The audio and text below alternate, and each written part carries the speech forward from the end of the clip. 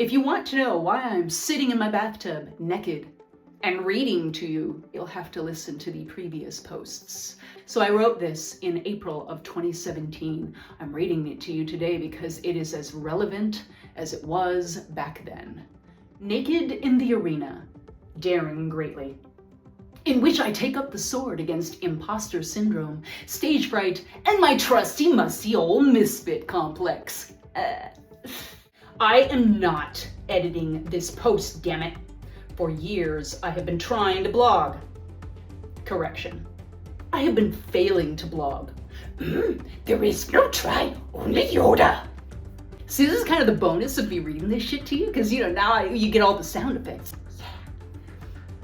As a devoted writer, I consider this failing a sacrilege, but that still hasn't managed to catapult me beyond whatever my problem is. My bloggy silence is not for lack of topics that interest me. Oh no! I am blessed with a consistent litany of, that would make a cool post, or I could totally write about that. Sometimes I even do, in order to present a piece that is polished and professional-esque. I mean, I am an irreverent sewer-mouthed tomboy after all. I save it to be edited once it's had time to settle in my brain. Kiss of death. And yes, I have done that with videos specifically for Sunroom. They're in there, they're in my phone, they're right there. If I am ever inspired enough to pull it up and put the finishing touches on it, I almost never post it. Why? Meh. My potential blog posts and these videos die in their crib from a whole lot of meh. Once it was puked onto the page or onto the video, I lose interest in the topic. The fire of immediacy dwindles and I'm on to something else. Attention deficit, shiny, strikes again.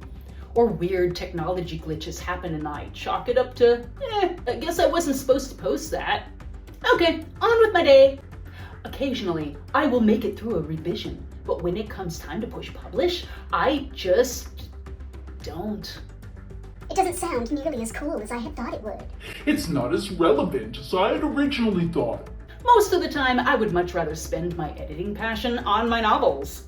Or in this case, on writing. So I do.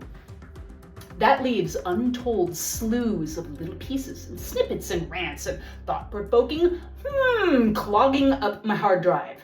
Honestly, I think we need to call it what it is. Chicken shittery.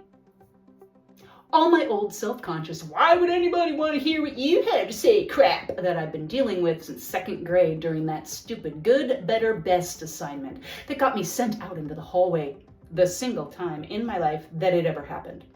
I'm sure we'll get to that story. It deserves a post unto itself because it was one of the pivotal moments of my life. It's what officially silenced me once and for all. And yes, I've already drafted it ages ago. It's right here in my handy dandy computer. Unpublished, unshared, unread. Meh. As such, I ordered a book today. It's called Daring Greatly: How the Courage to be Vulnerable Transforms the Way We Live, Love, Parent, and Lead by Brené Brown. One of the most riveting phrases that prompted me to buy it described the book as a practice and a powerful new vision for letting ourselves be seen. Revision. Definitely revising how I do things here. Because it brought to the forefront how much I have stopped doing just that. I haven't posted a new dance on YouTube since I went to Madison, Wisconsin in 2014. In fact, I have posted very few since 2010. Granted, very few have been captured on video since then. A strange phenomenon I haven't ever been able to explain except through the mystical wooga wooga mirroring my ever-increasing desire to hermit. In the past 7 years, I have been less and less willing to put myself out there on that stage. Any stage. Imagine my surprise when I opened my new book and found a quote that has been poking me in the forehead for months. You probably know this one. It is not the critic who counts. Not the man who points out how the strong man stumbles, or where the doer of deeds could have done them better. The credit belongs to the man who is actually in the arena, whose face is marred by dust and sweat and blood, who strives valiantly, who errs, who comes short again and again because there is no effort without error and shortcoming, but who does not actually strive to do the deeds, who knows great enthusiasms, the great devotions, who spends himself in a worthy cause, who, at the best, knows in the end the triumph of high achievement, and who, at the worst, if he fails, at least he fails while daring greatly, so that his place shall never be with those cold and timid souls who neither know victory nor defeat. Theodore Roosevelt. Excerpt from the speech Citizenship in a Republic, April 1910. These words have been poking me because they were also quoted in the video for Lindsey Stirling's The Arena that I've had on obsessive replay since I first spied it. Ooh, spooky music. Whoa. Nope. It's merely my devious, doting fairy godmother. Synchronicity. As I sink teeth and claws into this new dance adventure, I've been binging on Lindsey Stirling for a month, at last succumbing to the inevitable and complete transformation of my belly dance into what it has always been, Bella dance. This combination of my attention deficit, shiny love affair with dances from around the world, my equally variegated obsession with martial arts, and my inability to hold a simple conversation because my brain always thinks in terms of building tension to deliver impact to the story. Yeah.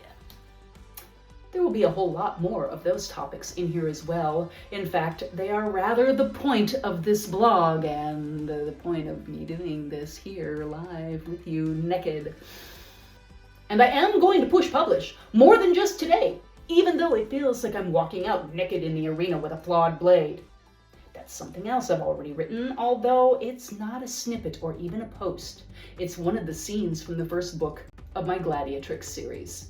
I've been writing this ferocious female since I was 17 when I desperately needed her.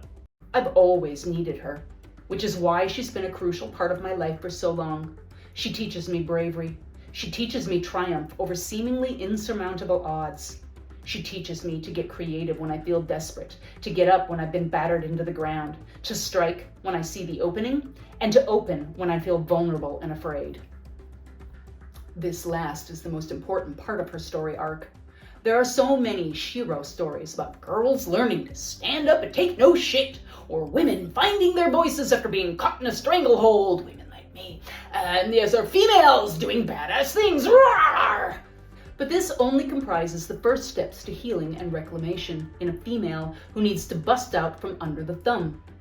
It's only the first chunk of the heroine's journey. That is Maureen Murdoch's heroine's journey cycle, which can be undertaken by a character of any gender.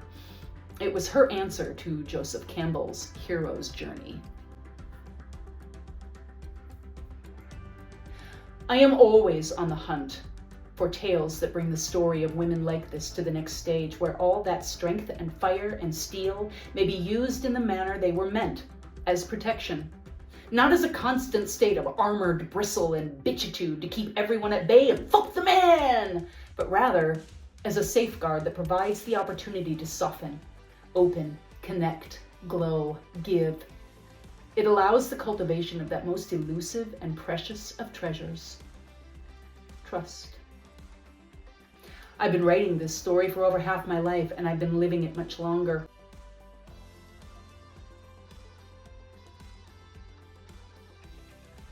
It too, I look forward to sharing someday. But that one absolutely requires deep revision. This one? Fuck it. See? Told you. F-bombs away! I'm just gonna get nice and naked all over this blog, video, Sunroom, space, yes. I'm gonna push publish right now.